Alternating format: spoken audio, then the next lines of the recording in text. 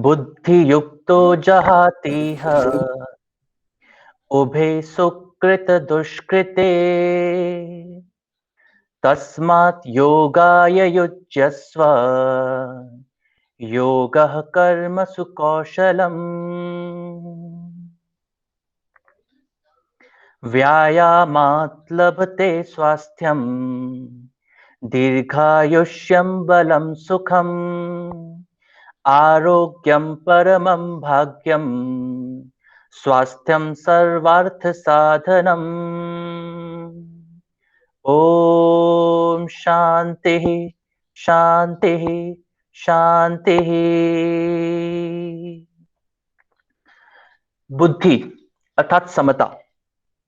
तो समता से युक्त मनुष्य यहाँ जीवित अवस्था में ही पुण्य और पाप दोनों का त्याग कर देता है। अतः हे मनुष्य, तू योग में लग जा, क्योंकि योग ही कर्मों में कुशलता है। अर्थात योग के माध्यम से ही हम कर्मों में कुशल बनते हैं, हम कर्मों की कुशलता को प्राप्त करते हैं। वास्तविक रूप में न केवल कर्मों की कुशलता को, अपितु उस कर्म से युक्त संपूर्ण जीवन की उस कुशल और क्षेम को प्राप्त करते हैं, जिसकी वास्तविक रूप में हम सभी को आवश्यकता है। निश्चित रूप से जब योग की बात की जाती है तो जोड़ने की बात की जाती है। योगश्चित्त वृत्ति निरोधा की बात की जाती है, अर्थात चित्त की वृत्तियों का निरोध किस प्रकार से कर पाएं, चित्त की वृत्तियों को संयम में कैसे रख पाएं, काबू कैसे कर पाएं। और जब भारत की बात की जाती है तो निश्चित रूप से संपूर्ण विश्व में योग की बात भी की जाती है। और इसीलिए एक बहुत ही सुगठित प्रयास किया गया था, जिसके माध्यम से हम अंतरराष्ट्रीय योग दिवस के उपलक्ष्य को अपने जीवन में देख पा रहे हैं। जब सन 21 जून 2015 का समय आया तो यह पहली बार समय था जब अंतरराष्ट्रीय योग दिवस को मनाया गया था। लेकिन इसकी भूमिका कई वर्षों पहले से लिखी जा रही थी और उस भूमिका में आगे बढ़ते बढ़ते 27 सितंबर 2014 का वह दिन आया जब संयुक्त राष्ट्र महासंघ में एक प्रस्ताव एक भाषण के रूप में दिया गया और जिस प्रस्ताव में कहा गया कि संपूर्ण विश्व में अंतरराष्ट्रीय योग दिवस के नाम से एक दिवस मनाया जाना चाहिए। और सबसे आश्चर्य की बात यह है कि उस भाषण के पश्चात 177 देशों ने उसका समर्थन कर दिया और केवल 90 दिनों में इस प्रस्ताव को पूर्ण बहुमत प्राप्त हो गया। आज तक का यूएनओ में प्रस्तावित और स्वीकृत यह सबसे तीव्रगामी प्रस्ताव था, तीव्रगामी भाषण था, तीव्रगामी प्रस्ताव था, जिसके माध्यम से हम अंतरराष्ट्रीय योग दिवस को देख पा रहे हैं। जब संयुक्त राष्ट्र महासंघ में इस योग दिवस की चर्चा होने लगी तो उस समय पर जो हमारे प्रधानमंत्री हैं श्री नरेंद्र मोदी जी, उनका भाषण बहुत महत्वपूर्ण हो जाता है और उन्होंने वहां कहा था, योग भारत की प्राचीन परंपरा का एक अमूल्य उपहार है। यह दिमाग और शरीर की एकता का प्रतीक है। मनुष्य और प्रकृति के बीच सामंजस्य, विचार, संयम और पूर्ति प्रदान करने वाला है तथा स्वास्थ्य और भलाई के लिए एक समग्र दृष्टिकोण को भी प्रदान करने वाला है। यह व्यायाम के बारे में नहीं, लेकिन अपने भीतर एकता की भावना, दुनिया और प्रकृति की खोज में विषय में है। हमारी बदलती जीवन शैली में यह चेतना बनकर हमें जलवायु परिवर्तन से निपटने में भी मदद करती है। तो आए एक अंतरराष्ट्रीय योग दिवस को गोद लेने की दिशा में काम करते हैं। यह प्रस्ताव था और उस प्रस्ताव के माध्यम से हम देख रहे हैं कि पिछले 6 वर्षों से इस योग दिवस को मनाया जा रहा है संपूर्ण विश्व में। विश्व योग दिवस के नाम से अथवा अंतरराष्ट्रीय योग दिवस के नाम से अथवा इंटरनेशनल योगा डे के नाम से इसे मनाया जा रहा है। और इसी क्रम में आज के इस अनुपम दिन पर विज्ञान भारती दिल्ली, स्वदेशी साइंस मूवमेंट ऑफ इंडिया के माध्यम से आज के इस व्याख्यान में उसी योग की परंपरा का निर्वाह करने का एक प्रयास किया जा रहा है। और इस व्याख्यान श्रृंखला के अंतर्गत मैं स्वागत करता हूं हमारे आज के मुख्य वक्ता डॉक्टर स्वतंत्र कुमार शर्मा महोदय का। सर, आपका बहुत बहुत स्वागत है आज के इस कार्यक्रम में। और डॉक्टर स्वतंत्र कुमार शर्मा जी भारतीय गुणवत्ता परिषद द्वारा अंतरराष्ट्रीय योग शिक्षक के रूप में मान्यता प्राप्त हैं। विश्वविद्यालय अनुदान आयोग एवं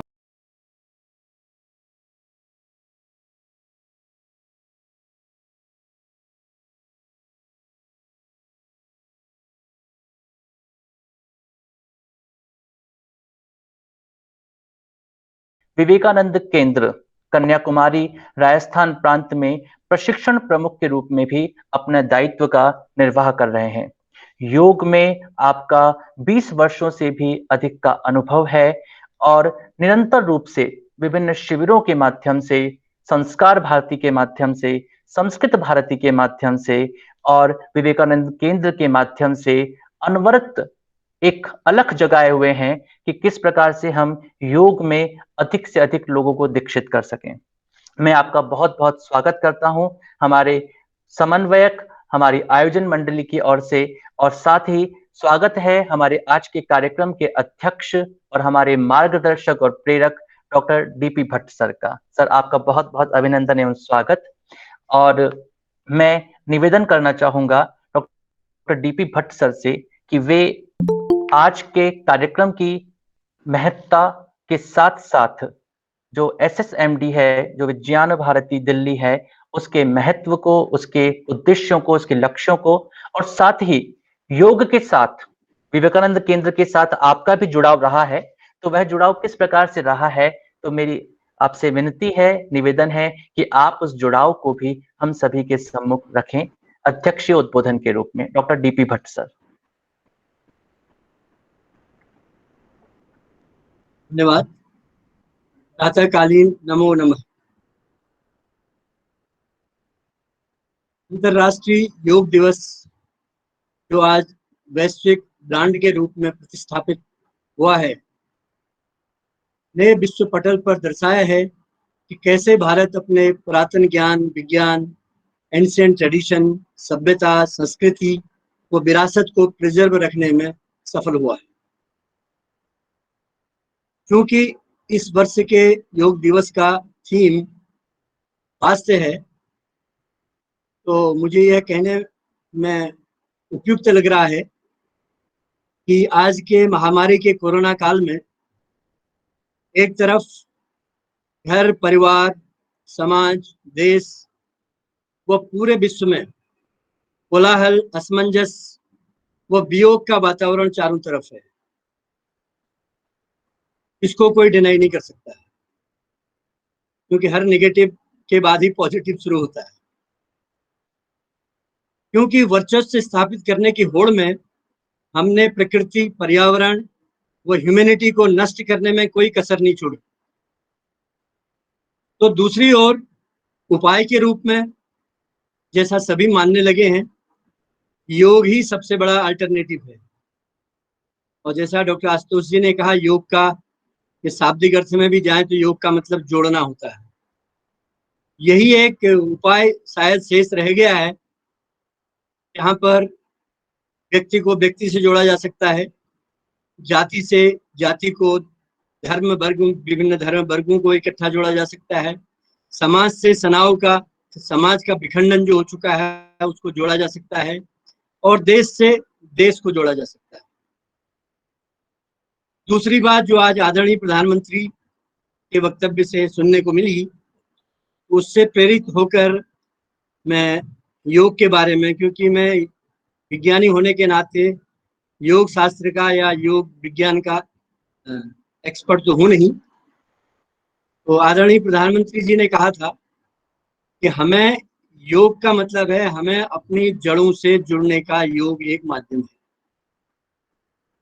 उसी को आगे लेकर मैं यदि अपनी बात करूं और अपने स्तर पर योग का अपने अनुभव की बात करूं, तो मेरे लिए जब जड़ों की बात करते हैं, जिसने जीवन के प्रारंभिक 20 वर्ष गांव, खेत व खलिहान में व्यतीत किए हों, उसको तो योग शब्द का तब बोध भी नहीं था। इस शब्द का शब्द की जानकारी में नहीं थी, योग करना तो बहुत दूर की बात रही।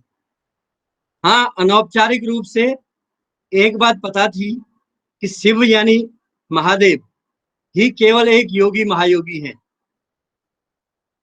दूसरा यह भी पता था कि कर्तव्य यानी ड्यूटी, उसके परिप्रेक्ष्य में अपने गुरुजनों से जो सीख मिली थी उक्ति के रूप में, योगा कर्मेषु कौशलम, ये शायद आशुतोष जी मुझे टोक सकते हैं कि संस्कृति के रूप से इन्होंने मुझे एक बार करेक्ट किया था, लेकिन मैं अपनी गलती सुधार नहीं पाया। योगा कर्मेषु कौशलम, इसका अप्रोप्रिएट शायद उक्ति कुछ दूसरी तरह से है, मैंने उसमें नहीं जाऊंगा। योगा कर्मेषु कौशल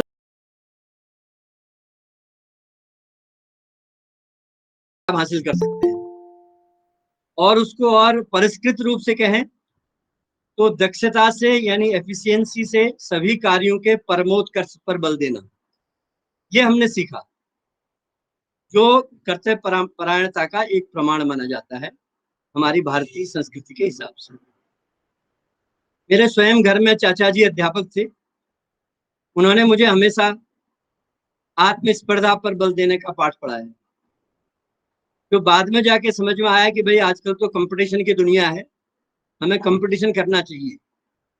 अब समझ में आता है कि शायद हमें कंपटीशन करने की जरूरत नहीं पड़नी चाहिए। यदि आप सही माने में योगी कहें, सही माने में कर्मशील हैं, तो आत्मस्पर्धा पर यदि आप बल देंगे तो जीवन में सफल हो जाएंगे। यानी स्वयं का उत्थान, स्वयं का विकास करते करते स्वयंभू बनना है। प्रथम स्तर में मेरा मुकाबला खुद से है, लेकिन उतने से काम नहीं चलता, यानी आइसोलेशन में रहकर आप काम नहीं कर सकते, यानी कि घर में बैठकर तो आप कुछ नहीं कर सकते, तो समूह में जाकर आपको काम करना पड़ेगा और तभी आप विकसित हो पाएंगे। ये तो रही प्रारंभिक भूमिका मेरे योग के बारे में, अल्प ज्ञान के बारे में। दूसरा, जैसा डॉक्टर आशुतोष जी ने बताया कि संयोग की बात है कि जो हमारा औपचारिक जो एक्सपोजर हुआ सबसे पहले योग के बारे में, वो विवेकानंद केंद्र कन्याकुमारी के माध्यम से हुआ। ये शायद प्रभु की एक असीम कृपा है, शायद हमारा पहला सेलिब्रेशन भी है योग दिवस को लेकर के। ये संयोग है कि विवेकानंद केंद्र के ही मतलब प्रमुख व्यक्ति डॉक्टर स्वतंत्र कुमार जी आज हमारे बीच हैं, तो उनका बहुत बहुत स्वागत। तो जो दूसरी जो एक्सपोजर, यानी जब योग का जो थोड़ा बहुत ज्ञान प्राप्त हुआ है 1986 में योग प्राणायाम को लेकर, शाब्दिक रूप से भी, जब कराईकुड़ी, एक दक्षिण भारत में एक छोटा सा शहर है जिसमें एक बहुत बड़ी राष्ट्रीय प्रयोगशाला है, केंद्रीय विद्युत रसायन संस्थान के नाम से, वहां पर हमारे प्रणेता व स्वदेशी साइंस मूवमेंट के ब्रेन चाइल्ड प्रोफेसर के आई वासु जी व विवेकानंद परिषद के सौजन्य से, जिसमें हमने डॉक्टर एम लक्ष्मी कुमारी, उस समय की अध्यक्षा, पता नहीं आज वो कहाँ पर हैं, आपको ज्यादा जानकारी होगी, उनके माध्यम से उसका इनॉग्रेशन हुआ था। जो प्रथम सेमिनार आयोजित हुआ on science of human development, उस पर प्रतिभागिता करने का एक सामान्य विज्ञानी के नाते मुझे अवसर मिला था।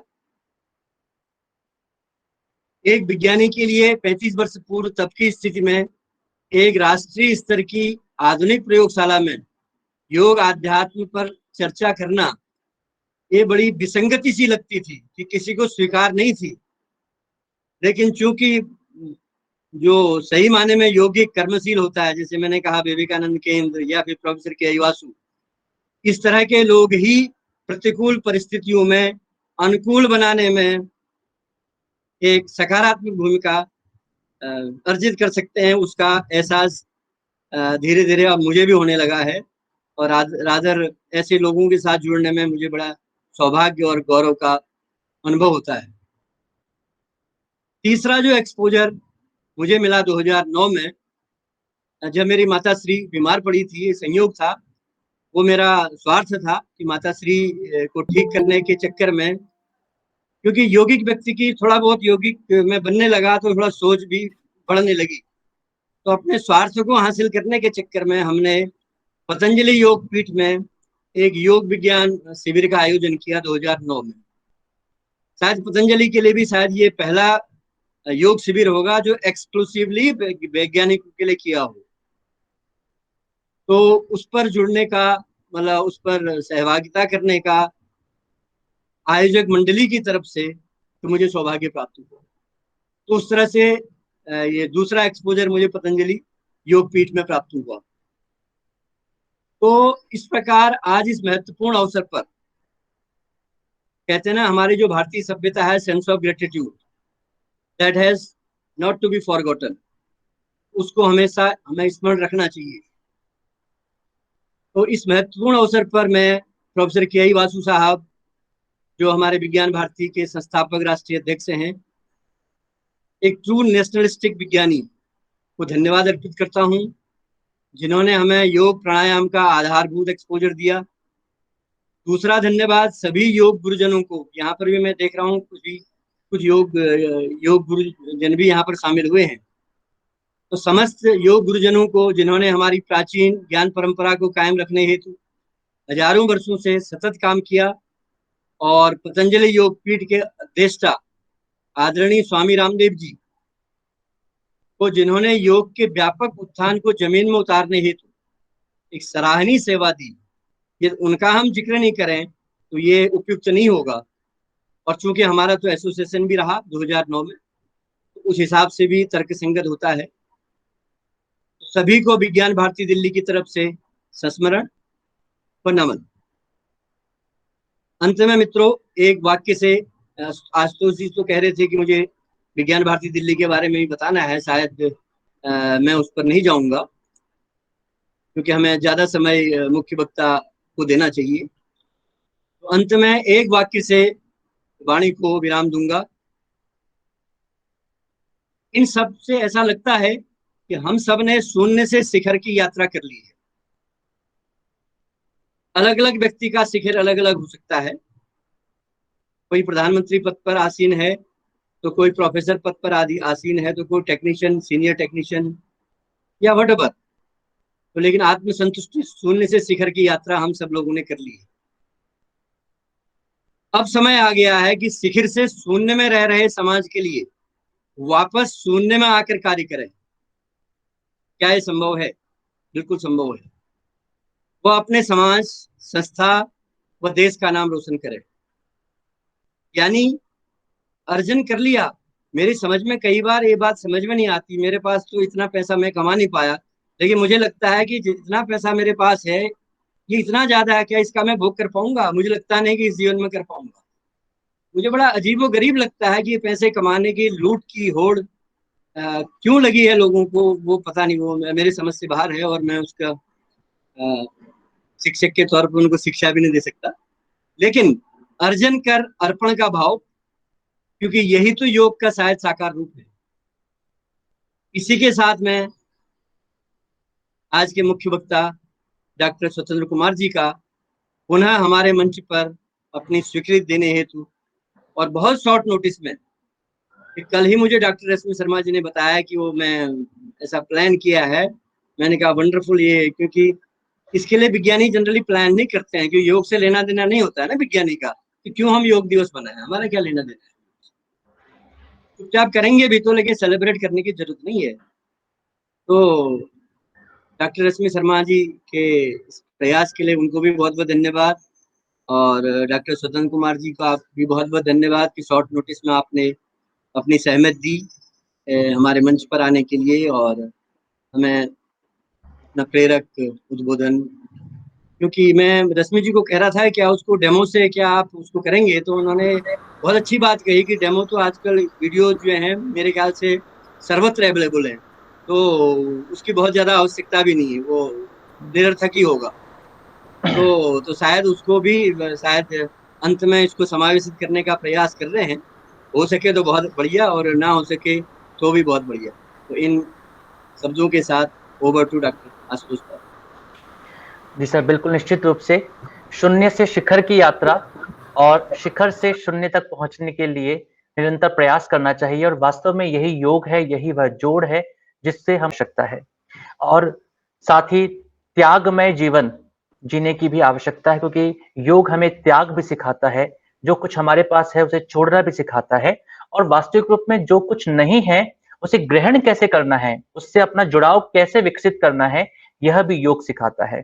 तो निश्चित रूप से योग केवल और केवल प्रातः काल की 1 घंटे की कसरत या 1 घंटे का व्यायाम नहीं है, अपितु यह एक जीवन पद्धति है।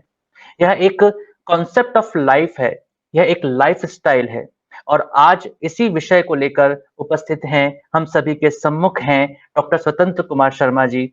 आपके व्याख्यान से हम सभी कृतार्थ होना चाहते हैं, अतः मैं आमंत्रित करता हूं हमारे आज के मुख्य वक्ता डॉक्टर स्वतंत्र कुमार शर्मा महोदय को। आपके व्याख्यान में यदि संभव हो तो अंत में कुछ समय एक प्रैक्टिकल सेशन का भी आप रख सकते हैं, और यदि कुछ प्रश्न होंगे तो उन प्रश्नों को भी हम व्याख्यान के पश्चात लेकर के आएंगे।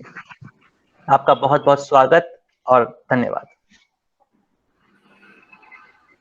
आदरणीय आज विज्ञान भारती के अध्यक्ष डॉक्टर डी भट्ट साहब, डॉक्टर रश्मि शर्मा जी, डॉक्टर आशुतोष जी, अभी आप तीनों से विशेष रूप से भट्ट साहब से जब परिचय हुआ तो मुझे लगा कि मैं विज्ञान भारती में नहीं हूँ, विवेकानंद केंद्र में ही हूँ, क्योंकि भट्ट साहब भी केंद्र के संपर्क में हैं। आशुतोष जी तो हमारे जुड़े हुए हैं और रश्मि भाभी का मार्गदर्शन विवेकानंद केंद्र में हमें मिलता ही रहता है। तो सर्वप्रथम तो आपका आभार व्यक्त करता हूँ, आपने मुझे अवसर प्रदान किया अपनी बात रखने का, और वो भी महत्वपूर्ण दिवस पर, विश्व योग दिवस है, अंतर्राष्ट्रीय योग दिवस है। आज जब हम योग दिवस मना रहे हैं, क्योंकि ये कार्यक्रम विज्ञान भारती का है और जहां पर नियमों की बात नहीं हो, लॉज की बात नहीं हो, तो उससे जमता नहीं है। तो मैं अपनी बात शुरू करूंगा सार्वकालिक सार्वभौमिक नियमों से। हम सभी जानते हैं कि प्रकृति अपने नियमों के अनुसार चलती है, और उन नियमों के अंदर यदि कुछ भी इधर उधर होता है तो प्रकृति उन नियमों के अंतर्गत कार्य करते हुए उसको बैलेंस करती है, संतुलित करती है। और नियम जहां विज्ञान के क्षेत्र में, यानी हम रसायन विज्ञान के क्षेत्र में ले लें, चाहे हम भू विज्ञान के क्षेत्र में ले लें, चाहे प्रकृति विज्ञान के ले लें, या फिजिक्स में ले लें, तो सब जगह कुछ स्टैंडर्ड लॉज हैं जिसके आधार पर हम सब कार्य करते हैं, पूरा यूनिवर्स का कार्य करता है। ठीक उसी प्रकार कुछ नियम अध्यात्म के क्षेत्र में, यानी ऐसे नियम जो डायरेक्टली तो हमारे ऊपर इम्पैक्ट डालते हैं, ऐसा हमें अनुभव नहीं होता, लेकिन उनका प्रभाव पड़ता है। जैसे उदाहरण के लिए यदि हम लें तो एक गुरुत्वाकर्षण का नियम, हम सभी जानते हैं गुरुत्वाकर्षण का नियम, कोई भी चीज ऊपर से डाली जाए तो वो नीचे गिरती है। अब इसमें प्रश्न क्या है कि ये नियम किसके ऊपर लागू होते हैं? सबके ऊपर लागू होते हैं, यूनिवर्सल लॉ है। यदि कोई व्यक्ति इन नियम के बारे में, इस नियम के बारे में जाने या इस नियम के बारे में नहीं जाने, दोनों पर समान रूप से लागू है। इसको हम ऐसे समझ सकते हैं, जैसे मान लीजिए मैंने कभी विज्ञान पढ़ा नहीं, गुरुत्वाकर्षण के नियम के बारे में मैंने कभी पढ़ा नहीं, और मैं ऊपर से छलांग लगा दूं और ये सोच करके कि ये मैंने पढ़ा नहीं है, मैं इसके बारे में जानता नहीं हूं, तो ये मेरे ऊपर लागू नहीं होगा, बराबर लागू है।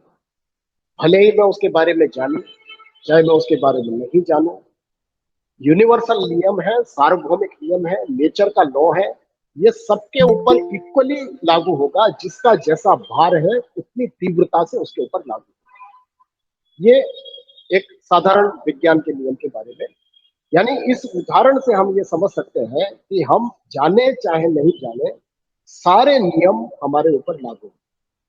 अब अध्यात्म जगत की अगर हम बात करें तो अध्यात्म जगत में दो नियमों की हम बात करेंगे। पहला नियम है लॉ ऑफ यूनिकनेस, विशिष्टता का सिद्धांत। हम कई बार ऐसा समझ लेते हैं कि मैं कमजोर हूं, मुझ में शक्ति नहीं है, मैं क्या कर सकता हूं, और हम भीतर से मनोबल हमारा टूट जाता है। लॉ ऑफ यूनिकनेस कहता है कि प्रत्येक व्यक्ति अपने आप में यूनिक है, और केवल व्यक्ति नहीं, प्रत्येक प्रकृति का, इस ब्रह्मांड का प्रत्येक कण उसकी विशिष्टता है, और उसका एक जीवन जो है वो एक विशेष प्रयोजन के लिए, यानी each and every particle has to do certain job, उसको एक नियत कार्य दिया गया है, और यही उसकी विशिष्टता है। अब इसको कैसे हम सिद्ध कर सकते हैं? जैसे यदि हम पूरी प्रकृति में अपने अंश को देखते हैं, तो प्रत्येक व्यक्ति की एक विशिष्ट आइडेंटिटी है। आप देखिए, हम सभी विज्ञानी हम जानते हैं कि हमारा आंख का, रेटिने का जो आइरिस है, वो दुनिया में किसी से नहीं मिलता। ये प्रमाण है कि I am unique, everyone is unique. मेरा जो थंब का इंप्रेशन है या फिंगर के प्रिंट्स हैं, वो दुनिया में किसी से नहीं मिलते, यूनिक है, मेरे लिए ही है।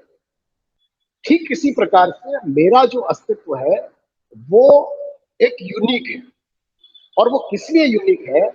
क्योंकि जब मैं अपनी माता के गर्भ में आया था, मुझे पता नहीं था कि मेरी रक्षा कौन कर रहा है। मेरी माँ ने, जब 9 महीने में गर्भ में था, तो मेरी माँ ने कई बार कुछ लापरवाही की होगी, कुछ इधर उधर उसने हो सकता है गलत के पैर रख दिया हो, गलत तरीके से खड़ी हो गई हो, तो उस समय भी गर्भ में मेरी रक्षा ईश्वर कर रहा है, क्योंकि he has stamped my self, मेरी यूनिकनेस को उसकी मोहर थी कि ये व्यक्ति संसार में इसको आना है और मेरा काम करना है। ये प्रत्येक व्यक्ति के लिए, प्रत्येक व्यक्ति जो जिसने जन्म लिया है, ईश्वर ने उसके ऊपर अपनी मोहर लगाई है। He has stamped each and every one two do his work, it is the uniqueness. तो हम इस नियम, अच्छा, अगर हम इस नियम को मानते हैं, जैसे मैंने गुरुत्वाकर्षण के बारे में कहा, अगर माने चाहे नहीं माने, समान रूप से वो हमारे ऊपर लागू हो रहा है। ठीक इसी प्रकार इस यूनिकनेस के नियम को, लॉ को अगर हम मानते हैं, तो हम अपने व्यक्तित्व को निखार सकते हैं, हम अपने वैयक्तिक गुणों में और उत्तरोत्तर सुधार ला सकते हैं। आगे हम जब देखेंगे, जब देवत्व के गुणों की बात स्वामी विवेकानंद ने की है, और इसी प्रकार यदि इस यूनिकनेस को हम मानते हैं, तो हम सब सदा सर्वदा तनाव से मुक्त रह सकते हैं, स्ट्रेस फ्री रह सकते हैं, क्योंकि I have know the uniqueness of my self. तो ये पहला नियम है हमारे यूनिकनेस का, कि प्रत्येक व्यक्ति, प्रत्येक यूनिट की अपनी एक इंपॉर्टेंस है, अपनी एक एग्जिस्टेंस है, उसके लिए वो यूनिक है। अब दूसरे नियम की, जी, दूसरे नियम की बात करते हैं। दूसरा नियम है लॉ ऑफ वननेस, एकत्व का सिद्धांत। अब ये वननेस क्या है? हम जानते हैं कि विज्ञान के, क्योंकि विज्ञान भारती में ये कार्य हो रहा है, ये बातचीत हो रही है, तो हम सभी विज्ञानी जानते हैं कि दुनिया में जो भी कुछ है, जो बाहरी जो अस्तित्व दिखाई देता है, वो सब विविधता से भरा हुआ। यानी एक क्षेत्र की मिट्टी दूसरे क्षेत्र की मिट्टी से मेल नहीं खाती। मिट्टी को छोड़िए, एक पेड़ का पत्ता दूसरे पत्ते के स्ट्रक्चर में जमीन आसमान का अंतर नजर आएगा। भारी बनावट एक सी लगेगी, लेकिन माइक्रोस्कोप से देखेंगे तो एक पेड़ के पत्ते की रचना दूसरी है, और उसी पेड़ के दूसरे पत्ते की संरचना में आपको अंतर नजर आएगा। यानी एक पेड़ के दो पत्ते भी समान नहीं। बाहरी स्वरूप में हम सब अलग हैं, किंतु अंदर से हम सब एक हैं। ये लॉ ऑफ वननेस कहता है।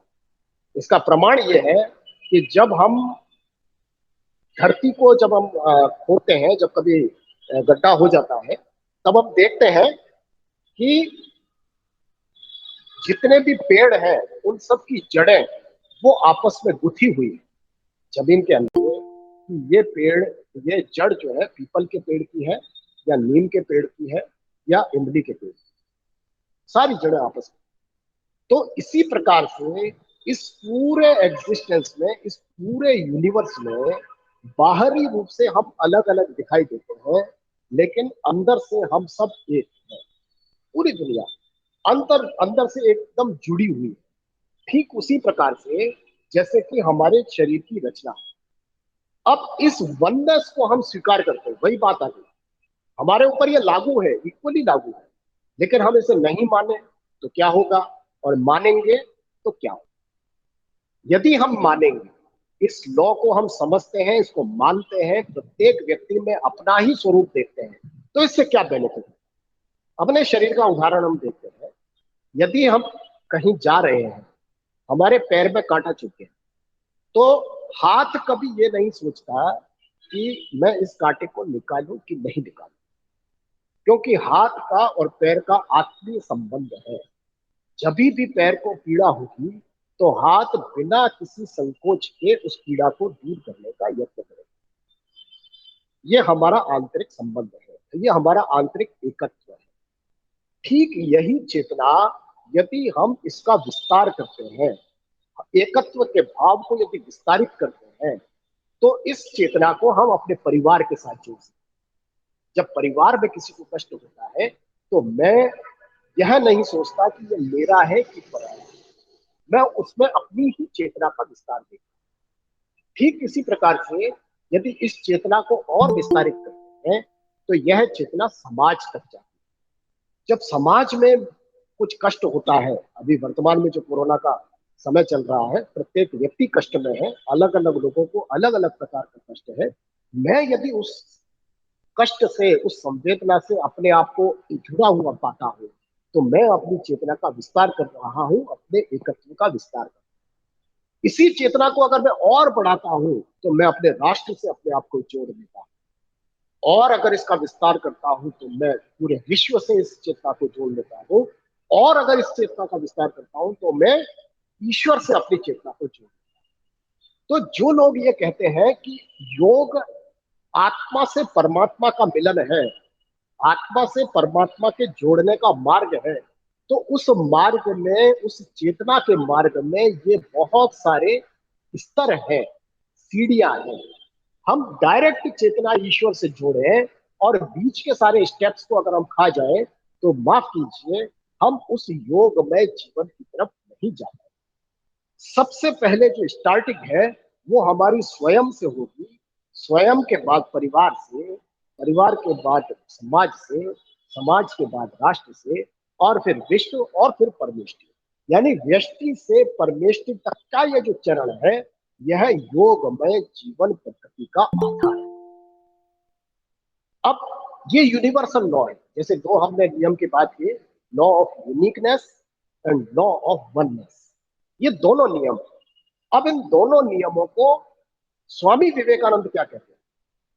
स्वामी विवेकानंद कहते हैं कि हमारे जीवन का जो लक्ष्य है वो अपनी आत्मा के को व्यक्त करना है। वो कहते हैं each soul is potentially divine and the goal is to manifest this divinity by controlling nature, external और इंटरनल, बाहरी स्वरूप में या आंतरिक स्वरूप के द्वारा हम इसे व्यक्त करना है। इस अव्यक्त आत्मा को, इस अव्यक्त ब्रह्म को हमें व्यक्त करना। अब इस व्यक्त करने के एक्सटेंट, जो इसको हम एक्सटेंशन कह लें या मैनिफेस्टेशन कह लें, इस मैनिफेस्टेशन के उन्होंने 4 चरण बताए। वो कहते हैं do it by the work और वर्शिप, फिलोसॉफी और साइकिक कंट्रोल। ये 4 मार्ग उन्होंने इसके व्यक्त करने के बताए, यानी कर्मयोग, वर्शिप यानी भक्ति, साइकिक कंट्रोल यानी राजयोग, जिसको हम अष्टांग योग कहते हैं महर्षि पतंजलि की भाषा में, और फिलोसॉफी यानी ज्ञान योग। इन 4 योग के मार्गों के माध्यम से हम अपने इस अव्यक्त ब्रह्म को व्यक्त कर सकते। अब वो ये कहते हैं कि बाय वन और मोर और ऑल, आप एक का साधना कीजिए या सबकी या किसी दो की साधना कीजिए, एंड बी फ्री, मुक्त हो जाओ। यानी यदि हम गोल की बात करें, आज योग दिवस के अवसर पर यदि हम जीवन के लक्ष्य की बात करें, तो हमारे प्रोफेशनल गोल्स अलग अलग हो सकते हैं, लेकिन इन दो नियमों के आधार पर जो हमने लॉ ऑफ यूनिकनेस और लॉ ऑफ वननेस बताया है, समझा है, इन दोनों नियमों के आधार पर एक प्रत्येक व्यक्ति का एक गोल निश्चित है, जिसके लिए ईश्वर ने ये मनुष्य जन्म उसको दिया है। और वो लक्ष्य क्या है? वो लक्ष्य है मोक्ष की प्राप्ति, जिसको फ्रीशिप कहते हैं। मोक्ष यानी बॉन्डेजेस से मुक्ति, फ्रीडम फ्रॉम बॉन्डेज, बंधनों से मुक्ति। और यही व्यक्ति का अल्टीमेट लक्ष्य है। प्रोफेशनल लक्ष्य कुछ भी हो सकता है, लेकिन प्रत्येक व्यक्ति का एक अल्टीमेट लक्ष्य है। अब वो उसको रियलाइज कर लेता है, जल्दी रियलाइज कर लेता है, तो जल्दी मुक्त हो जाएगा। प्रयास की तीव्रता अगर कर लेता है तो वो जल्दी पहुंच जाएगा। तो प्रयास की तीव्रता के लिए जब वो 4 साधनों की बात करते हैं, तो आज हम जिस साधन के ऊपर महत्वपूर्ण रोशनी डालेंगे वो है राजयोग। राजयोग यानी साइकिक कंट्रोल। साइकिक कंट्रोल के लिए महर्षि पतंजलि और स्वामी विवेकानंद अष्टांग योग के मार्ग का निरूपण करते हैं। वो कहते हैं कि जीवन में यदि हमें ब्रह्मत्व को प्राप्त करना है, देवत्व की ओर जाना है, तो ये 8 अंगों का जो मार्ग है, it is the universally tested. महर्षि पतंजलि उसके लिए कहते हैं, जाति देश काल समय अविच्छिन्न सार्वभौमा महाभूतम। अष्टांग योग के लिए यानी किसी भी जाति, किसी भी देश, किसी भी समय, जाति देश काल समय समय विच्छिन्न अविच्छिन्न, उनसे अप्रभावित, सार्वभौमा महाव्रतम। सार्वभौम यानी यूनिवर्सल, और महाव्रत यानी सुपर, जो एक महाव्रत जिसको हम बोलते हैं। तो इन अष्टांग योग के मार्ग को हमारे जो ऋषि मुनि है, उन्होंने बहुत साधना के उपरांत इसको टेस्ट किया, वर्षों लग गए। आज हम जब 2500 साल पूर्व, 2500 साल पश्चात आज जब हम योग दिवस मना रहे हैं, आप कल्पना कीजिए महर्षि पतंजलि ने आज के 2500 वर्ष पूर्व इस जिस योग दर्शन की रचना की, आप सोचिए कि उसमें उन्होंने ऐसे सूत्रों का समावेश किया है कि वो आज इस महामारी के समय भी उतने ही प्रासंगिक हैं जितने उस समय थे। आप सोचिए क्या दृष्टि हमारे ऋषि मुनियों की रही।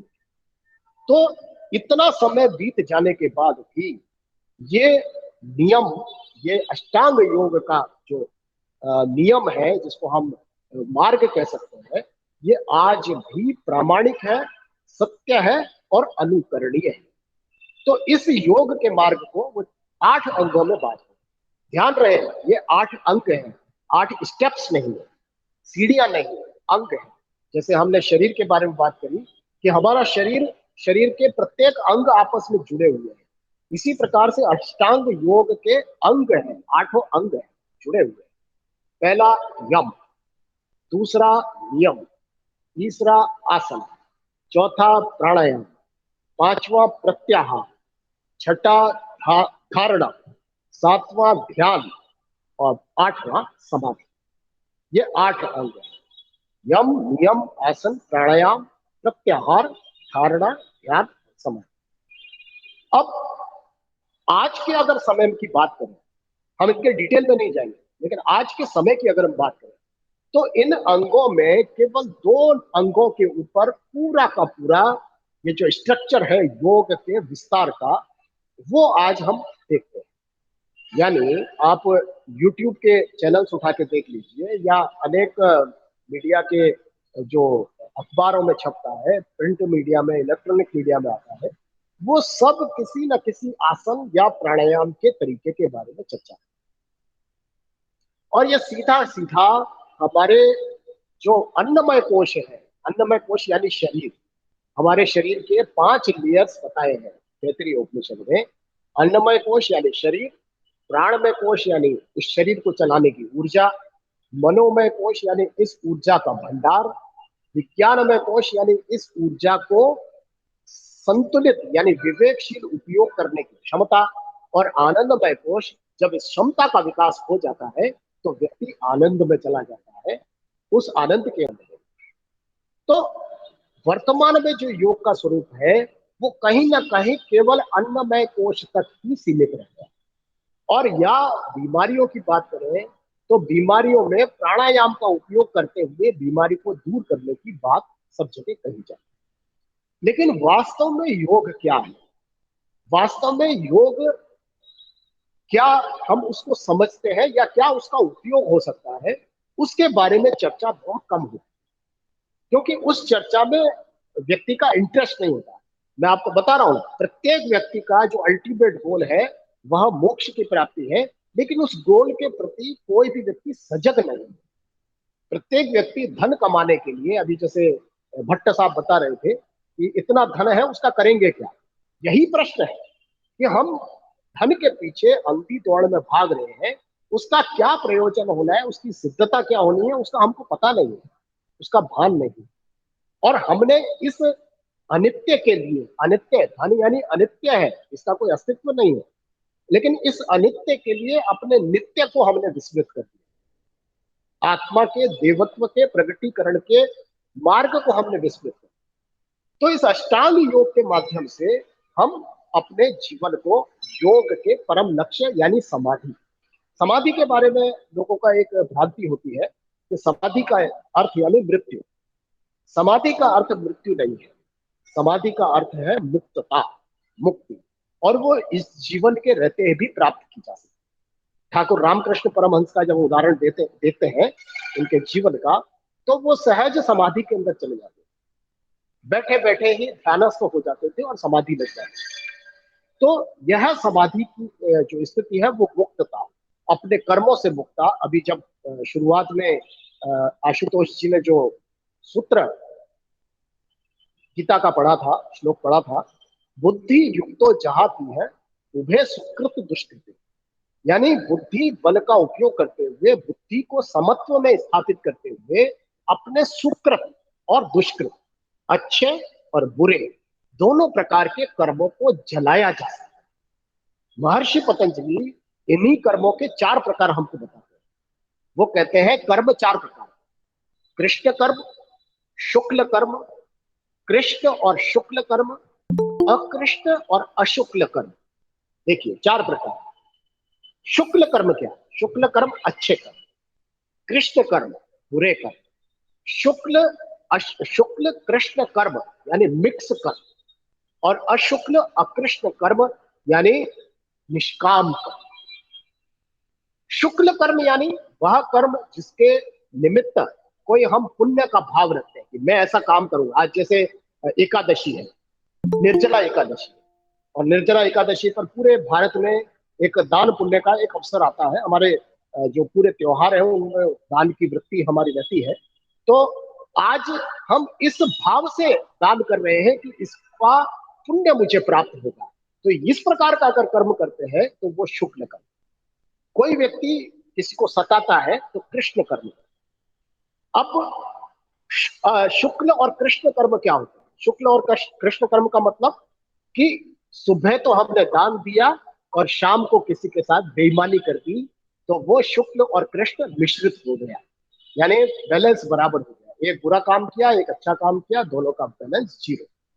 और चौथा प्रकार बताते हैं अशुक्ल अकृष्ण, यानी किसी भी निमित्त कोई काम किया ना जाए, सारा कार्य जो हो वो ईश्वर के निमित्त हो, यह मानते हुए कि मेरा जो ये अस्तित्व है ये स्टैम्प्ड बाय गॉड है, स्टैम्प्ड बाय ओमनी प्रेजेंट है, स्टैम्प्ड बाय ऑलमाइटी है।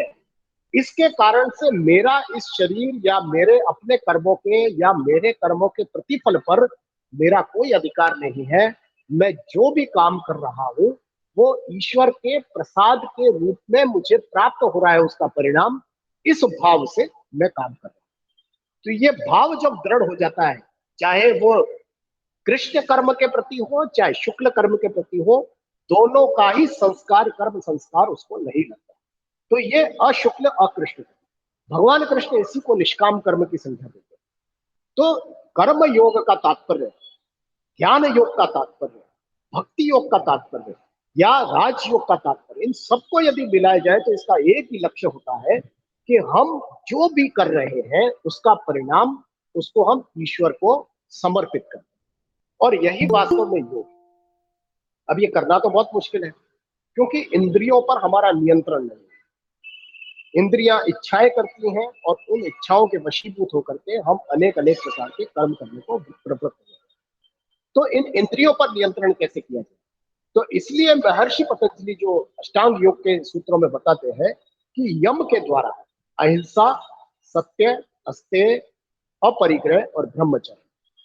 अहिंसा का मतलब किसी के प्रति हिंसा का भाव नहीं होता, वचन से, कर्म से और मन से, तीनों से। सत्य, सदा सत्य बोलना, सत्य का आचरण करना, यानी सत्य में भी दो प्रकार के सत्य, एक व्यक्तिगत सत्य होता है, एक समष्टिगत सत्य। उदाहरण से हम इसको समझ सकते हैं कि व्यक्तिगत सत्य क्या होता है। हम अपने व्यक्तिगत जीवन में सत्य का आचरण करें, कभी झूठ नहीं बोले। लेकिन जब सार्वजनिक हित की बात आती है, एक उदाहरण से हम इसको समझेंगे। मान लीजिए कोई एक कसाई है और वो किसी गाय को काटने के लिए जा रहा है। गाय उसके आगे आगे चल रही है और कसाई पीछे छुरा लेके चल रहा है। गली के ऐसे मोड़ के ऊपर गाय चली जाती है और आगे कहीं दूसरे मोड़ पर, दूसरे मार्ग पर चली जाती है। कसाई को वो नहीं दिखती, लेकिन आपने कसाई को देख लिया और गाय को भी देख लिया। अब कसाई आपसे पूछता है, हाथ में उसके छुरा है, वो हमको पता है कि वो गाय उसको मिलेगी तो वो उसको काट डालेगा, और वो हमसे पूछता है कि इस गली के मोड़ पर खड़े होकर के, भैया आपने वो जो गाय अभी यहाँ से गई है आपने देखी है क्या? आपका जवाब क्या हो? हमने अपने जीवन में सत्य का आचरण का संकल्प लिया, कभी झूठ नहीं बोलना। ऐसी स्थिति में हम क्या करें? मैं किसी से भी पूछता हूँ, आप थोड़ा सा जवाब दीजिए। आप उस समय कसाई को क्या जवाब दें? कोई भी अनम्यूट करके बताए।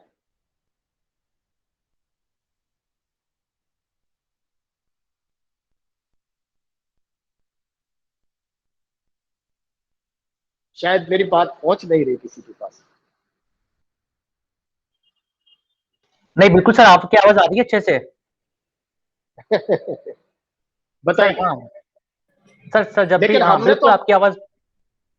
लेकिन हमने तो अपने जीवन में सत्य का वचन का, सत्य का संकल्प लिया हुआ है, तो हम झूठ कैसे बोलेंगे? हम तो बताएंगे गाय उधर गई। झूठ क्यों बोलेंगे बताइए? वो मैं निवेदन करना चाहूंगा, जो आपने इसकी पूर्व की अवस्था बताई, समाधि की अवस्था, जो रामकृष्ण परमहंस को, तो जब हम ईश्वर से एकाकार होते हैं उस समय ना तो कुछ सत्य होता है ना तो झूठ होता है। वो आप उस निष्काम भाव में जब होते हैं, उसके साथ ही आप भौतिक अवस्था में आप ये कह सकते हैं, उसको समझाने का प्रयास कर सकते हैं। पर यदि आपने उस निराकार अवस्था में, मतलब निर्विकार अवस्था में जो भी बोला, ना तो वो सत्य है ना तो असत्य है, वो सत्य और असत्य से परे है। बिल्कुल।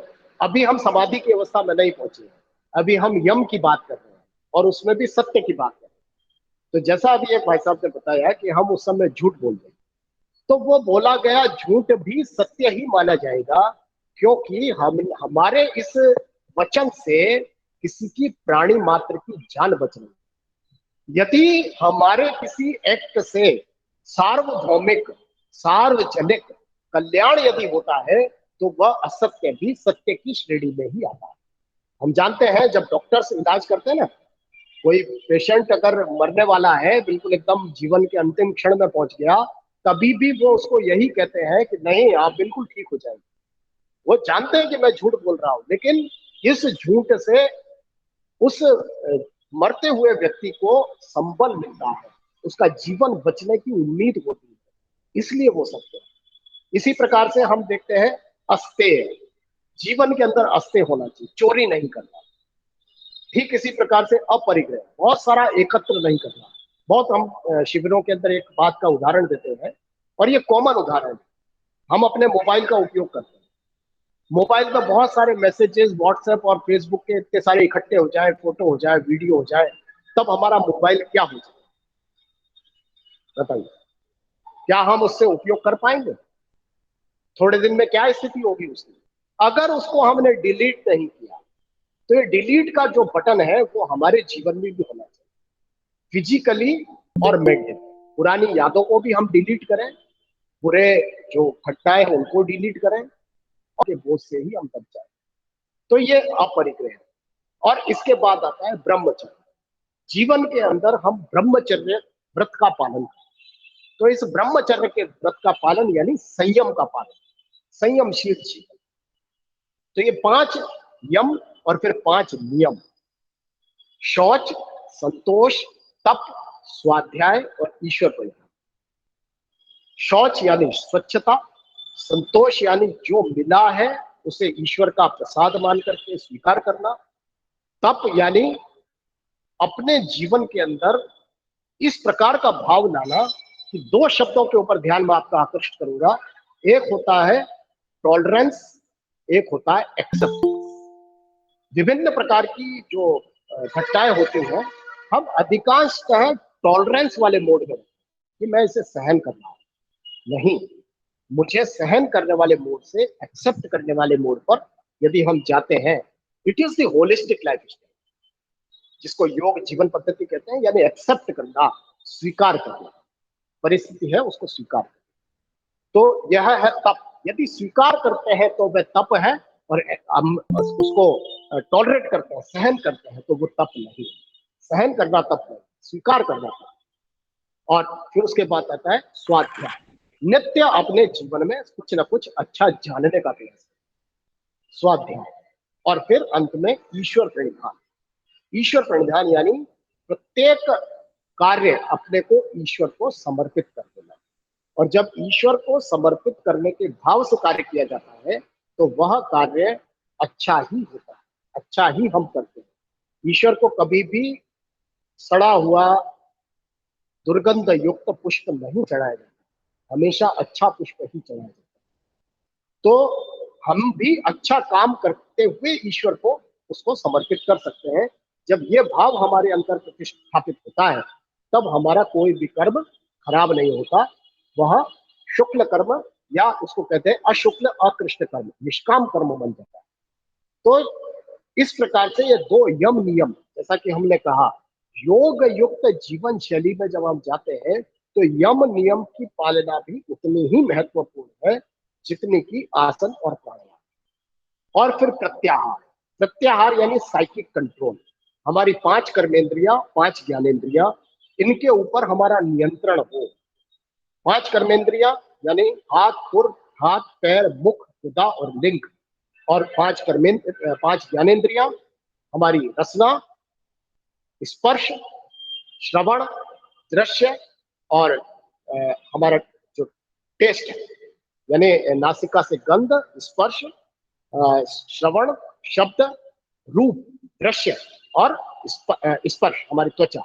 तो इस प्रकार से 5 जो हमारी ज्ञानेंद्रियां, तो इन 5 ज्ञानेंद्रियां और 5 कर्मेंद्रियों पर हमारा नियंत्रण हो, हम भटकाव में बह नहीं जाए, हम इन पर नियंत्रण स्थापित करते हुए अपने जीवन को जिए। यह प्रत्याहार, इनसे डिटैच करना, इनसे अपने मन को हटाना और ईश्वर की तरफ मोड़ना, यह हमारा प्रत्याहार। और ध्यान, धारणा, ध्यान और समाधि यानी किसी भी चीज को करने के लिए जिस चीज की सबसे ज्यादा आवश्यकता होती है वो है टू मेंटेन द फोकस। ध्यान को स्थापित करने की क्रिया धारणा, और ध्यान जब स्थापित हो जाए तो वह ध्यान, और उसके बाद में उसमें हम लीन हो जाते हैं, वह स्थिति है समाधि। तो ये अष्टांग योग के जो 8 अंग हैं, इनका आचरण अगर हम जीवन में लाने के लिए प्रयासरत रहते हैं, यदि हम इस मार्ग पर चलने को प्रवृत्त होते हैं, तो हम ये पाते हैं कि जीवन हमारा पूरी तरह आनंदमय हो जाता है, तनाव मुक्त हो जाता है। जीवन में ऐसा नहीं कि कष्ट समाप्त हो जाते हैं, कष्ट रहते हैं, दुख आते हैं, लेकिन उन दुखों को स्वीकार करने की वृत्ति, सहन करने की नहीं, स्वीकार करने की वृत्ति, दुख में भी आनंदित रहने की, यानी दुखों से दूर हो जाना, दुखों से परे चले जाना। दुखों का अस्तित्व है, उससे हम प्रभावित नहीं होते और न ही सुखों से प्रभावित होते, यानी सुखों के अंदर फूलते नहीं हैं, दुखों के अंदर डूब नहीं जाते हैं, समत्व की स्थिति बनी रहती है अगर इस अष्टांग योग का हम आचरण करते हैं। और यह समत्व की स्थिति क्यों आवश्यक है? क्योंकि समत्व को ही योग कहा गया है। भगवान कृष्ण जब कहते हैं योगस्थ कुरु कर्माणि संगम त्यक्त्वा धनंजय, संगम यानी अटैचमेंट, जिस प्रत्याहार की बात हमने करी है उसको संग कहा गया, तो वो कहते हैं कि संगम त्यक्त्वा धनंजय, हे धनंजय तुम संग को त्यागो, इसको छोड़ो और कैसे रहो? योगस्थ कुरु कर्म, योग युक्त होकर के कर्म करो। फिर इसका परिणाम क्या होगा? इसका परिणाम होगा योगस्थ कुरु कर्माणि संगम त्यक्त्वा धनंजय सिद्ध्य असिद्ध्यो समो भूत्वा, सिद्धि और असिद्धि में समो भूत्वा, सम रहते हुए, सम होते हुए, और इसी को योग कहा है, समत्वम योग उच्यते। तो इस अष्टांग योग का आचरण करते हुए हम अपनी बुद्धि को समत्व स्थापित करते हुए हम तनाव मुक्त जीवन, आनंद जीवन जी सकते हैं। इट इज द गारंटी, ये गारंटी है, लेकिन इसके लिए प्रैक्टिस करनी पड़ेगी। प्रैक्टिस कैसे करनी पड़ेगी? इसके लिए आसनों का अभ्यास करना। आसनों के अभ्यास के द्वारा सबसे पहले हम अपने शरीर पर नियंत्रण पाते हैं, क्योंकि हम देखते हैं बहुत देर तक तो हम बैठ भी नहीं पाते। हम अपने मन को क्या नियंत्रण करेंगे? क्योंकि मन तो शरीर से बहुत कई अपार गुना चंचल है। शरीर तो फिर भी जड़ है, लेकिन मन जड़ स्वरूप होते हुए भी वो चैतन्य की अनुभूति करते हुए कहां कहां तक दौड़ता है। तो सबसे पहले आसनों के द्वारा हम अपने शरीर पर नियंत्रण स्थापित करें, प्राणायाम के द्वारा अपनी श्वासों पर नियंत्रण स्थापित करें, श्वासों के द्वारा मन पर नियंत्रण स्थापित करें, और फिर मन के द्वारा बुद्धि का समत्व विवेक जागृत करें। यह जो प्रक्रिया है, इस प्रक्रिया से जब हम गुजरते हैं, इस प्रक्रिया में जब हम ढलते हैं, तब जाकर के हम योग मार्ग पर प्रथम कदम रखते हैं, तब हम योगी नहीं बन जाते। अभी आज जो हम वर्तमान में योग का स्वरूप देखते हैं, उसमें कहते हैं कि आप शरीर को स्वस्थ कर लीजिए, आप लचीले हो जाइए, आप अपने रोगों को दूर कर लीजिए। लेकिन योग का अल्टीमेट जो लक्ष्य है वो व्याधि मुक्ति नहीं है, वो लचीलापन नहीं है।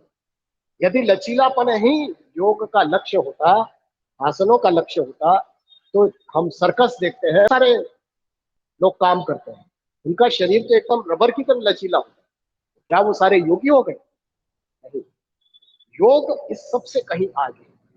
तो आसनों के द्वारा हम पहले शरीर को साधें, प्राणायाम के द्वारा हमारे प्राणों पर नियंत्रण हो, उस ऊर्जा को चैनलाइज करें, और फिर हम मन की साधना करें प्राणायाम के द्वारा। जैसे स्वामी स्वात्माराम जी सूरी कहते हैं हठयोग प्रतिपिका में, चले वातम चले चित्तम निश्चले निश्चलम भवे। जैसे जैसे श्वास चलता है वैसे वैसे चित्त उसके साथ चलायमान होता है, और जैसे जैसे श्वास थमता है वैसे वैसे चित्त शांत हो जाता है। तो हम इसको अनुभव भी कर सकते हैं, और इसका एक बहुत बड़ा प्रभाव हमारे शरीर के ऊपर व्याधि के रूप में भी होता है। हम अपने मन की और श्वास की स्थिति का तुलनात्मक अध्ययन करते हुए अपने जो रोग हैं उनकी स्थिति का आकलन कर सकते हैं। कैसे? जैसे यदि कोई व्यक्ति ज्यादा गुस्सा करता है, ज्यादा क्रोध में रहता है, बहुत ज्यादा हमेशा उसको आवेश आता रहता है, आप सोचिए उसकी श्वास की गति कैसी होगी। हमेशा उसकी श्वास की गति तीव्र होगी, उथली होगी, तेज होगी। आप देखिएगा कभी भी आप श्वास जब धीमा होगा तो वो गहरा होगा, तेज होगा तो वो उथला होगा, और उथला श्वास हमारे संपूर्ण शरीर के जो नर्वस सिस्टम है उसको प्रभावित करता है। हमारे शरीर के दो सिस्टम है, ऑटोमेटिक नर्वस सिस्टम के दो पार्ट है, एक सेंट्रल नर्वस सिस्टम, एक तीन पार्ट है, central nervous system, automatic nervous system, एक peripheral nervous system. Automatic nervous system के दो पार्ट, पैरासिम्पैथेटिक मोड और सिंपैथेटिक मोड। तो हमारी जो स्थिति है वो हमेशा पैरासिम्पैथेटिक मोड पर रहने के लिए ही भगवान ने ट्यून्ड की है। लेकिन आवेश की स्थिति में शरीर में जो हार्मोनल चेंजेस होते हैं, जो हमारे एंजाइम्स में जो परिवर्तन होते हैं, हमारे न्यूरोट्रांसमीटर्स इस प्रकार से ट्यून्ड हो जाते हैं कि शरीर को आकस्मिक ऊर्जा की आवश्यकता पड़ती है। तो उस समय हमारा ब्लड प्रेशर बढ़ जाता है, उस समय पाचन क्रिया थम जाती है, उस समय हमारी पेनक्रियाटिक एक्टिविटीज एक्टिवेट हो जाती हैं, शुगर लेवल बढ़ जाता है, क्योंकि परिस्थितियों से लड़ने के लिए ऊर्जा की आवश्यकता होती है। तो शरीर उसको नेचुरली सेक्रेट करता है। यदि ये सेक्रेशन लगातार बना रहे तो व्यक्ति बीमार होने के ओर बढ़ता जाता है। तो ये सबसे पहले जो बीमारी है वो मन के अंदर आती है, जिसको हम आदि बोलते हैं। और इसकी परिणति बाद में, अगर लंबे समय तक ये स्थिति बनी रहे आदि की स्थिति, तो वह बाद में व्याधि में परिवर्तित। तो और अगर ये व्याधि भी बहुत लंबे समय तक चलती रहे तो फिर ये उपाधि में परिवर्तित हो जाती, फिर वो उस व्यक्ति की आइडेंटिटी बन जाती। तो इसलिए ये आदि, व्याधि और उपाधि से अगर हमको बचना है तो अपने मन पर नियंत्रण करने की अत्यंत आवश्यकता है, और वह हमारा प्राणायाम के माध्यम से, आसन और प्राणायाम और प्रत्याहार के माध्यम से। यदि इन 5 अंगों को हमने व्यवस्थित कर लिया, यानी यम, नियम, आसन, प्राणायाम और प्रत्याहार, तो हम धारणा के लिए तैयार हो। और फिर धारणा, ध्यान और समाधि, इन 3 का ये त्रिपुटी होती है, इन तीनों के अंदर हमारा अस्तित्व चलता है। तो प्रश्न ये आता है कि इस योग मार्ग पर चलने के लिए हमें करना क्या है। आज योग दिवस है, और आज योग दिवस के अवसर पर हम सभी क्या एक संकल्प ले सकते हैं कि कम से कम हम अपने शरीर और मन की साधना के लिए नित्य आसन, प्राणायाम, सूर्य नमस्कार इत्यादि का अभ्यास प्रारंभ। हमें बहुत सारे, आज घर बैठे ही हमको बहुत सारे साधन हैं। विवेकानंद केंद्र के अनेक योग वर्ग लगते हैं, पूरे भारत में चलते हैं, और अभी तो ऑनलाइन चलते हैं। आप कहीं भी संपर्क, और नहीं तो आशुतोष जी को से आप संपर्क करके वो हमारे अजमेर के लिंक भी आपको दे सकते हैं, राजस्थान के लिंक दे सकते हैं। आप नित्य प्रति सुबह और शाम दोनों, आज से हमारा शाम को भी एक वर्ग शुरू होगा, नित्य शुरू होगा, प्रातःकालीन हमारा सुबह वर्ग चलता है, आप उसमें जुड़िए। और जुड़ने के बाद में हम अपने जो व्यक्तित्व है, अपने जो अस्तित्व है, उसमें बहुत सारे सकारात्मक परिवर्तन इस योग मार्ग की साधना के साथ में लगा सकते हैं, चला सकते हैं, आगे हम इसमें बढ़ सकते हैं। तो मैं ऐसा समझता हूँ कि योग के इस संपूर्ण परिचर्चा को अगर समरी हम इसकी करेंगे तो हम ये पाएंगे कि प्रत्येक व्यक्ति अपने आप में श्रेष्ठ है, उसकी श्रेष्ठता को उसे पहचानना है और उसे स्वीकार करना है। दूसरी बात कि हम सब आपस में जुड़े हुए हैं, अंदर से हम सब एक हैं, इस लॉ को हमको स्वीकार करना है।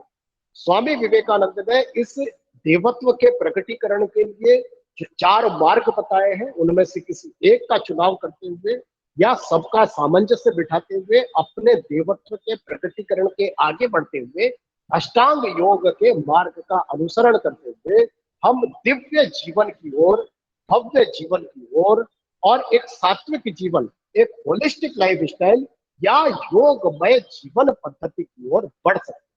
और आज का दिन है कि हम ये संकल्प ले सकते हैं कि क्या अगले 1 वर्ष तक मैं ये संकल्प लूं कि मैं इस योग साधना में, योग मार्ग पर आगे बढ़ने के लिए प्रस्तुत होऊंगा।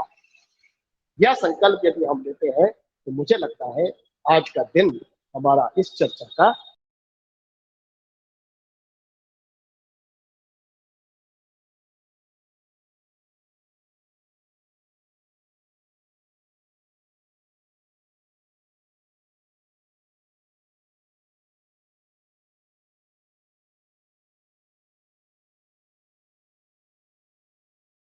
और हम अपने जीवन का उपयोग एक सार्थक रूप में कर सकने के लिए प्रस्तुत हो सकेंगे। इतनी ही बात निवेदन करते हुए मैं अपनी वाणी को विराम देता हूँ। बहुत बहुत धन्यवाद। जी सर, आपका बहुत बहुत आभार एवं धन्यवाद। निश्चित रूप से योगस्थः कुरु कर्माणि, हम योग में रहकर, योग में स्थित होकर अपने कर्मों को करें। कार्यक्रम को अगले चरण में ले जाते हुए मैं डॉक्टर रश्मि शर्मा महोदया, जो कि इस कार्यक्रम के समन्वयक हैं और साथ ही विभाग उपाध्यक्ष हैं SSMD विज्ञान भारती दिल्ली की, तो आपसे निवेदन है कि इस आज के कार्यक्रम की जो सार के रूप में, निष्कर्ष के रूप में कुछ हमें बताएं, और साथ ही आपसे निवेदन है कि धन्यवाद ज्ञापन के लिए भी आप प्रस्तुत हों। डॉक्टर रश्मि शर्मा महोदया।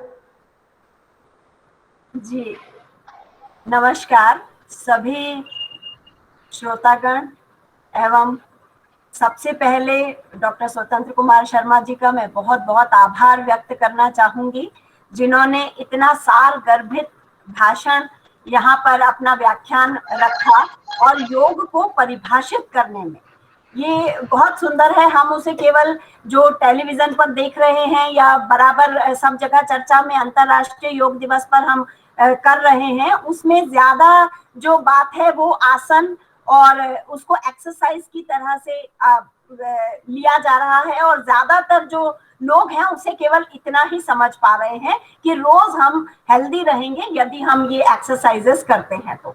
लेकिन उसको संपूर्ण रूप में समझना, ईश्वर ने हमारी रचना क्यों की है और इस पृथ्वी पर जो सार्वभौमिक नियम है हमारे लिए बनाए गए, एक मानव के लिए जो नियम बनाए गए सार्वभौमिक सार्वकालिक, बहुत सरलता से गुरुत्वाकर्षण नियम के माध्यम से जो सभी पर एप्लीकेबल है, और सार्वभौमिकता और सार्वकालिक जो नियम हमारे ऊपर, जिसे प्रकृति संतुलित करती है, और उसमें जो लॉ ऑफ यूनिकनेस, यानी हम सभी पृथक हैं, अलग अलग हैं, यूनिक हैं, लेकिन उसके बाद भी हम बाहरी रूप से अलग होते हुए भी आंतरिक रूप से एक ही हैं। ये जो एक सुंदर बात आपने यहाँ पर रखी, और उसके बाद सभी दुखों से मुक्त होकर हम कष्टों के साथ रहते हुए भी किस प्रकार से आनंदित रह सकते हैं, ये अपने मानसिक रूप से अपने आप को नियंत्रित करना, जो आपने बताया यम, नियम, आसन, प्राणायाम, प्रत्याहार, धारणा, ध्यान और समाधि, ये जो अष्टांग योग है इसका अर्थ क्या है और इसे किस प्रकार से, ये सब अंग हैं अष्टांग के रूप में जो आपने बताया कि ये सब अलग अलग नहीं है, ये अंग हैं योग के, और हमें इनको स्टेप्स में नहीं देखना है, हमें इन्हें जुड़े हुए रूप में देखना है, और आनंद की प्राप्ति तक रुकना नहीं है। अपनी इस यात्रा को संकल्प के रूप में आज अगर हम पहला कदम मानते हुए योग की तरफ, योग को समझने के लिए एक सफल और सार्थक अपना जीवन, एक ध्येय युक्त जीवन, जिसे हम कहें कि हमारे जीवन को हम एक लक्ष्य दें, जैसा आपने बताया कि ईश्वर ने हमारी रचना किसी कार्य के निमित्त की है। जिस भी समय हमने इस धरती पर जन्म लिया, हमारे लिए एक कार्य निर्धारित हो गया, उसे एक्सप्लोर करना है, उसे जानने की एक कोशिश करनी है, और वहां तक पहुंचने की दिशा में हमें अपना कार्य करना है। तो योग को समझना, अपने अंतर्मन को समझना, और उसके साथ पूरे विश्व से जुड़ना, स्वयं से, अपने परिवार से, अपने समाज से राष्ट्र से, राष्ट्र के बाद विश्व से। तो इस भावना से अपनी भूमिकाओं को ढूंढते हुए आनंद के लिए जो हमें योगमय होने की आवश्यकता है, बहुत ही सारगर्भित तरीके से आपने इसके बारे में बताया। हम पुनः SSMD के इस मंच की तरफ से आपके बहुत बहुत आभारी हैं। धन्यवाद एवं आभार। सभी श्रोताओं का भी आभार जिन्होंने अपना अमूल्य समय यहाँ पर इस व्याख्यान को सुनने में अपना समय दिया। मैं समझती हूँ कि बहुत लोगों को इससे जानकारी भी मिलेगी, जीवन जीने की एक दिशा भी मिलेगी, एक प्रेरणा भी मिलेगी। नमस्कार, जय हिंद।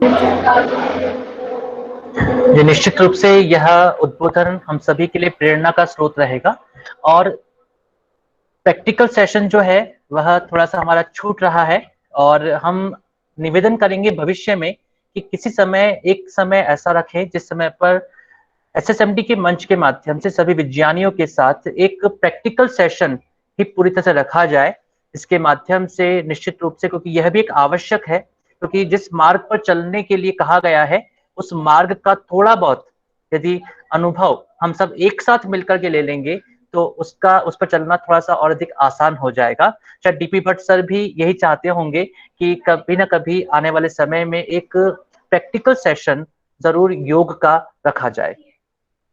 तो अब हम इस कार्यक्रम को अंतिम चरण की ओर लेकर के जा रहे हैं, और निश्चित रूप से एक बात कही जाती है सामान्य तौर पर कि यदि किसी चीज को खत्म करना है तो उसके लिए दिवस निश्चित कर लिया जाए, क्योंकि जैसे ही हम दिवस निश्चित कर देते हैं तो कहा जाता है कि ये तो साल में एक बार मनाया जाता है, साल में वह दिन इसके लिए तय किया गया है, बाकी दिन उसको हम छोड़ सकते हैं। मातृ दिवस के रूप में, पितृ दिवस के रूप में कई बार हम ये बातें सुनते आए हैं कि क्योंकि हमारे यहाँ पर यह धारणा, यह प्रचलन नहीं है। लेकिन जहां पर अंतरराष्ट्रीय योग दिवस की बात है तो यह अंतरराष्ट्रीय योग दिवस एक ऐसा दिवस है जिस दिवस के माध्यम से पूरे विश्व को एक साथ जोड़ा जा रहा है। और यदि यह योग दिवस केवल एक दिन का योग दिवस न बनकर रहे तो उसकी संपूर्ण जिम्मेदारी, संपूर्ण उत्तरदायित्व हम सभी पर है। प्रत्येक उस व्यक्ति पर है जो अपने आप को स्वस्थ रखना चाहता है, प्रत्येक उस व्यक्ति पर है जो कि अपने जीवन में बेहतर तरीके से अपने जीवन को धारण करना चाहता है, जो कि वास्तविक रूप में योग को एक घंटे की एक्सरसाइज नहीं अपितु एक जीवन पद्धति मानता है। और आज के इस व्याख्यान से हमने यही जाना कि योग एक जीवन पद्धति है, एक लाइफस्टाइल है। यदि हमने अपने जीवन में इस योग की पद्धति को स्वीकार नहीं किया तो हम रोगों के शिकार बनेंगे, भोगों के शिकार बनेंगे, और निश्चित रूप से जिस मुक्ति या मोक्ष की, जिस ईश्वर की बात करते हैं, उनसे कभी भी योग अर्थात जुड़ाव विकसित नहीं कर पाएंगे, वह जुड़ाव स्थापित नहीं कर पाएंगे। तो योग के माध्यम से हम सभी जुड़े और साथ ही उस ईश्वर तक से जुड़ने का प्रयास करें और स्वस्थ रहने की एक ऐसी परंपरा को स्थापित करें जिसके माध्यम से आने वाला भविष्य, आने वाली संततियां, आने वाली पीढ़ी इस योग के द्वारा अपने भविष्य को बेहतर और सुविकसित बना सके। आप सभी का बहुत बहुत आभार एवं धन्यवाद आज के इस कार्यक्रम में उपस्थित होने के लिए।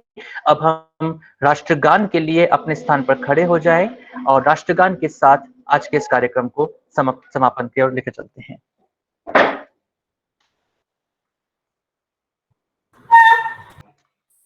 बहुत बहुत धन्यवाद, प्रणाम। जी सर, बिल्कुल, बहुत बहुत धन्यवाद एवं नमो नमः, शुभम भवतु, पुनर्मिलामः। आप सभी को नमस्कार, आप सभी स्वस्थ रहें और शीघ्र ही फिर इस मंच पर हम सभी मिलते हैं।